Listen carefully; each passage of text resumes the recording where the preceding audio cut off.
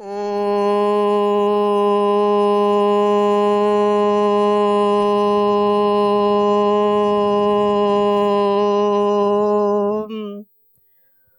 वेदाहमेतं पुरुषं महान्तं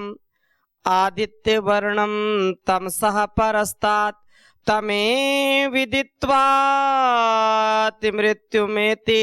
नान्या पंथा विद्यते अनाय। ओम संगच्छध्वं संवदध्वं संवो मनांसि जानताम देवा भागम यथा पूर्वे संजानाना उपासते। प्रेम से मिलकर चलो, बोलो सभी ज्ञानी बनो, पूर्वजों की भांति तुम कर्तव्य के मानी बनो, पूर्वजों की भांति तुम कर्तव्य के मानी बनो। ओम शांति शांति शांति। प्रातः स्मरणीय वंदनीय युग पुरोधा युग दृष्टा योग ऋषि परम पूज्य श्री स्वामी जी महाराज तथा आयुर्वेद शिरोमणि आचार्य श्री जी महाराज की सूक्ष्म उपस्थिति को, उनके तप को, पुरुषार्थ को हम सब प्रणाम करते हैं। और यहाँ पर उपस्थित इस पवित्र प्रांगण में, विद्या के मंदिर में, चरित्र निर्माण से राष्ट्र निर्माण के इस महाअभियान में जो शिक्षा का महत्व होता है, ऐसे दिव्य प्रांगण में हम बैठे हैं। और हमारे बीच में हमारे सभी जो अपने अपने क्षेत्र के विज्ञान ज्ञान प्रज्ञान से युक्त हैं, जिनका जीवन, जिनका अनुभव अत्यंत श्लाघनीय है, मैं सबको हृदय की गहराई से प्रणाम करता हूं मंच को। और इस कार्यक्रम का विशेष रूप से हमारे राज्य प्रभारी आदरणीय सुरेश जी, आदरणीय कदम पोपटराव जी, आदरणीय हमारे अभय काबरा जी, आदरणीय आरपी जी, सभी हमारी श्रद्धामयी बहनें, सभी पतंजलि के सभी परिवार ने मिलकर के आयोजित किया। एक बार जोरदार अभिनंदन करें। यहाँ पर उपस्थित सभी डायरेक्टर्स, प्रिंसिपल्स, सभी टीचर्स जो उपस्थित हैं, उन सभी प्राध्यापकों को भी मैं हृदय की गहराइयों से प्रणाम करता हूँ। आज क्योंकि एक बहुत ही सुअवसर हम सबको मिला है और विशेषकर आपसे संवाद के लिए ही हम यहाँ पर हमारे बहुत ही जो ऋषि चेतना से संयुक्त हमारे आदरणीय एनपी सिंह साहब, जो परम पूज्य श्री स्वामी जी महाराज ने भारतीय शिक्षा बोर्ड, जो वास्तव में मैकाले की शिक्षा के बाद यह जो शिक्षा प्रणाली है, जो अपनी ऋषि परंपरा, भारतीय संस्कृति और संस्कारों को घर घर पहुंचाने का, बच्चे बच्चे में राम कृष्ण का, सीता सावित्री गायत्री और गार्गी के चरित्र को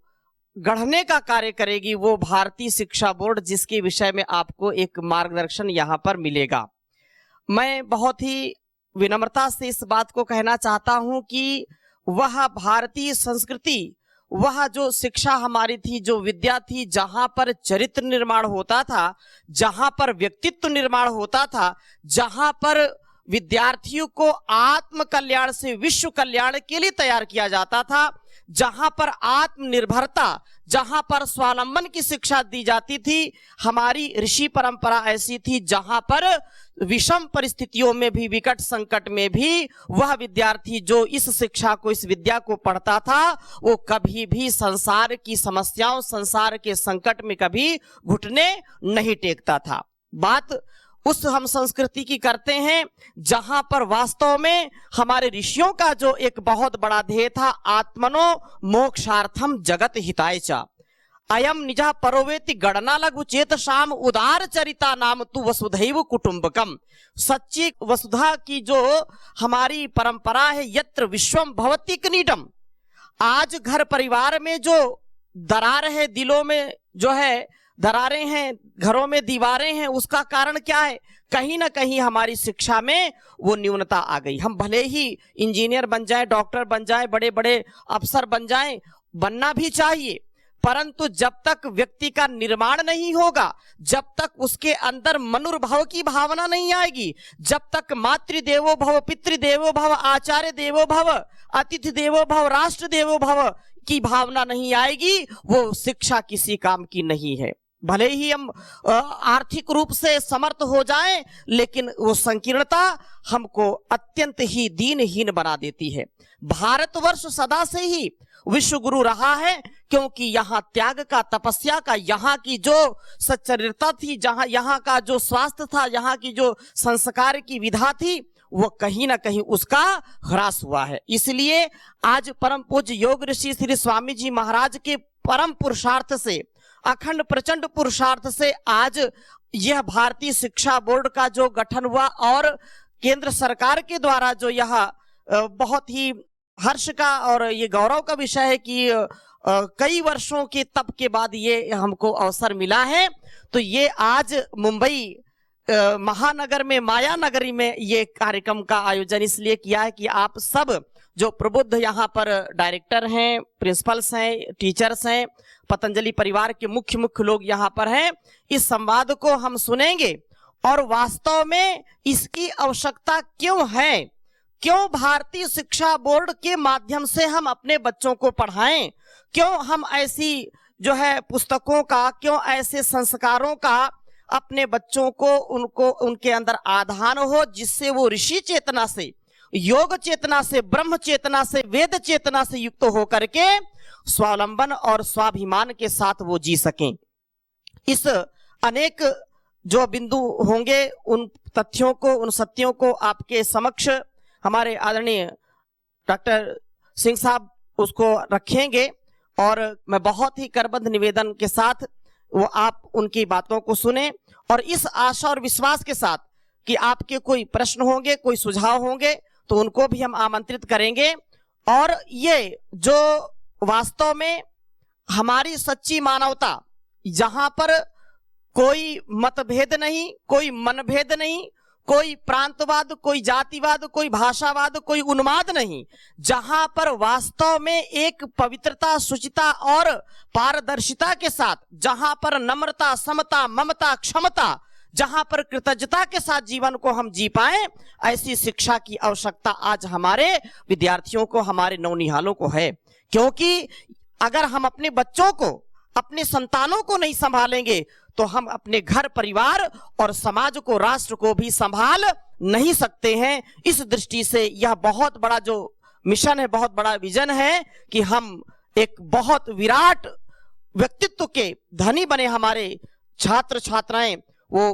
कृतित्व, व्यक्तित्व, उनका नेतृत्व, उनका जो ऋषि परंपरा का जो ज्ञान है वो अपने जीवन में उतारें और उससे स्वयं भी कल्याण को प्राप्त हो और घर परिवार को, संसार को भी कल्याण से युक्त करें। तो आप सिंह साहब की बात को सुनेंगे और आपसे मैं निवेदन करूंगा कि इस राष्ट्र के उत्थान में, इस मानव के उत्थान में, इस जहान को महान बनाने में आपकी क्या भूमिका हो सकती है, उसको भी आप सुनिश्चित करेंगे। और वास्तव में यह जो हमारा ये कार्य है वह ऋषि कार्य है, राष्ट्र का कार्य है। तो इन शुभकामनाओं के साथ कि हम सौभाग्यशाली हैं कि परम पूज्य स्वामी जी महाराज का जो हमको नेतृत्व मिला है, जो हजारों वर्ष पुरानी परंपरा और हजारों वर्ष आगे की परंपरा को भी जो विशुद्ध रूप से एक वैज्ञानिक तथ्य सत्य के साथ आगे लाना चाहते हैं, उसमें हमारी क्या भूमिका होगी, इसको हमको सुनिश्चित करना है। तो एक बार जोरदार करतल ध्वनि के बीच में मैं आमंत्रित करता हूं हमारे ऋषि चेतना से युक्त आदरणीय हमारे एनपी सिंह साहब को। भारत की समस्त सामासिक संस्कृति के साक्षात विग्रह योग ऋषि पूज्य स्वामी जी की सूक्ष्म उपस्थिति को नमन। महाराष्ट्र की इस स्वातंत्र संघर्ष की तपोभूमि को प्रणाम और भारत की आर्थिक राजधानी के रूप में विख्यात इस पवित्र भूमि के उद्यमिता भाव को शत शत नमन। हमारे बीच में पूज्य स्वामी जी के समर्थ प्रतिनिधि के रूप में पूज्य स्वामी परमार देव जी उपस्थित हैं, उनके सन्यस्त भाव को प्रणाम। और मंच पर उपस्थित आरवी सिंह साहब, डॉक्टर दुबे और उमेश जी और संतोष जी को भी नमन, अभिनंदन। सुरेश भाई, अभय काबरा जी, पोपट राव जी और हमारी अनेक बहनों ने पतंजलि योग समिति के जो इस कार्यक्रम को आयोजित की हैं, उन सभी को बहुत बहुत प्रणाम। और अंत में सबसे अधिक जो मां शारदा के अनन्य साधक यहाँ उपस्थित हैं, शिक्षा क्षेत्र से जुड़े हुए, उनको हृदय के अभ्यंतर से बार बार नमन। सबसे पहले एक बहुत ही स्वाभाविक प्रश्न शिक्षाविदों के मन में होगा कि भारतीय शिक्षा बोर्ड की वैधानिक स्थिति क्या है। क्या ये सक्षम वैधानिक बोर्ड है? क्या भारतीय शिक्षा बोर्ड को भारत सरकार से मान्यता है या भारत सरकार ने गठित किया है, या ये कोई एक प्राइवेट निजी बोर्ड है किसी संस्था का, या इस बोर्ड की समकक्षता सभी नेशनल बोर्ड और राज्य बोर्ड के साथ है कि नहीं, इंट्रा बोर्ड माइग्रेशन हो पाएगा कि नहीं, इस बोर्ड के पढ़े हुए बच्चे जो प्रतियोगी परीक्षाएं उसमें सम्मिलित होने की अर्हता रखेंगे कि नहीं वैधानिक रूप से, और क्या पाठ्यक्रम ऐसा तो नहीं होगा कि वो इस प्रतियोगी परीक्षाओं में सफल होने से वंचित रह जाए। इस बोर्ड की क्या विश्वविद्यालयों में प्रवेश या अन्य या सीटीयू के जितने भी प्राविधिक विद्यालय हैं उनमें प्रवेश के लिए इस प्रमाण पत्र की अर्हता होगी कि नहीं होगी, ये बहुत सारे प्रश्न हैं। शासकीय नौकरियों में या केंद्र सरकार, राज्य सरकार या निजी संस्थाओं में एम्प्लॉयमेंट के लिए, नौकरियों के लिए क्या ये जो सर्टिफिकेट है, प्रमाण पत्र है भारतीय शिक्षा बोर्ड का, यह अनुमन्य होगा कि नहीं होगा। एक वैधानिक प्रश्न स्वाभाविक रूप से होगा और होना भी चाहिए, क्योंकि कोई भी विद्यालय अगर किसी बोर्ड से विद्यालय को संचालित करता है तो उस बोर्ड के समस्त गठन के पीछे के उद्देश्य और उसकी वैधानिक परिस्थिति, लीगल स्टेटस की पूर्ण जानकारी होनी चाहिए। तो मैं सबसे पहले उसी विषय में संक्षेप में बताऊंगा कि भारतीय शिक्षा बोर्ड का गठन पतंजलि योगपीठ ने नहीं किया है, मतलब कोई निजी बोर्ड नहीं है। भारतीय शिक्षा बोर्ड निश्चित रूप से इसके गठन का मार्ग प्रशस्त हुआ पूज्य स्वामी जी की प्रेरणा और संकल्प पर कि एक ऐसा बोर्ड होना चाहिए जो आधुनिक शिक्षा के साथ साथ भारत की समस्त ज्ञान परंपरा को, उसके प्राचीन गौरव को, उसके समस्त एंशिएंट विजडम को, पुरातन प्रज्ञा को यथा आवश्यक साक्ष्य आधारित एविडेंस बेस्ड रूप से समावेशित किया जाए। ये पूज्य स्वामी जी का संकल्प था और लगातार मंचों पर वो 2005 से लेकर के 2018 तक उठाते रहे। प्रसन्नता का विषय है कि भारत सरकार ने पूज्य स्वामी जी के उस संकल्प को एक वैधानिक स्वरूप देने का मार्ग प्रशस्त किया और एक मॉडल बायलॉज बनाकर भारत सरकार ने एक विशिष्ट प्रारूप के तहत वैधानिक एक लीगल एक्सप्रेशन ऑफ इंटरेस्ट जारी किया बेस्ड ऑन मॉडल बायलॉज। और उस मॉडल बायलॉज का प्रारूप का आदर्श जो प्रारूप था विधिक, उसमें उद्देश्य लिखा गया ancient knowledge system blended modern education, प्राचीन ज्ञान परंपरा समन्वित आधुनिक शिक्षा, ये उद्देश्य रखा गया। और भारत में किसी भी राज्य द्वारा या गवर्नमेंट ऑफ इंडिया द्वारा भी, भारत सरकार द्वारा भी इस बोर्ड से पहले किसी भी बोर्ड को उसके उद्भव के मूल कारण के रूप में यह उद्देश्य है वो, ऐसा कोई बोर्ड गठित नहीं हुआ। ठीक है, समय समय पर बहुत सारे आयोग आए, समय समय पर सरकारों की ओर से या शिक्षाविदों की मांग पर भारतीय संस्कृत के समावेश करने की बातें हुई और कुछ प्रतिशत तक अनेक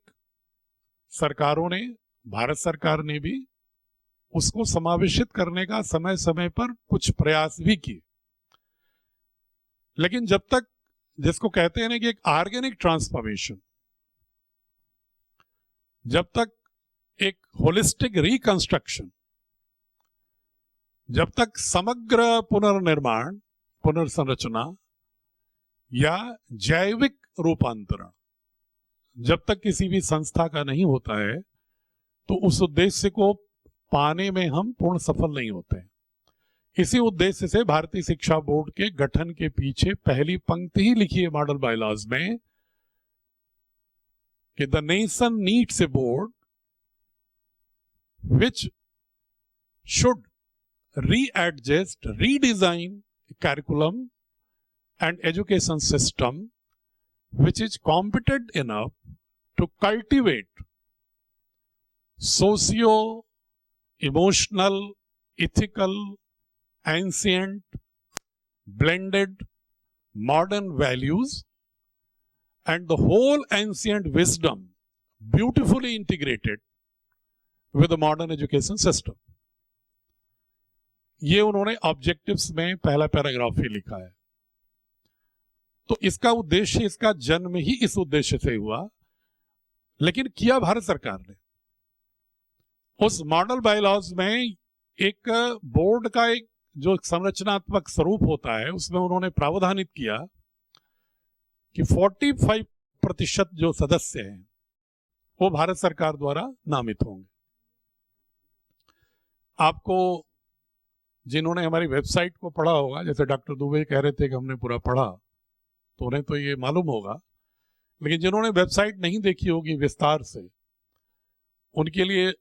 अच्छा लगेगा सुनकर कि भारतीय शिक्षा बोर्ड में मेंबर डायरेक्टर एनसीईआरटी भी हैं,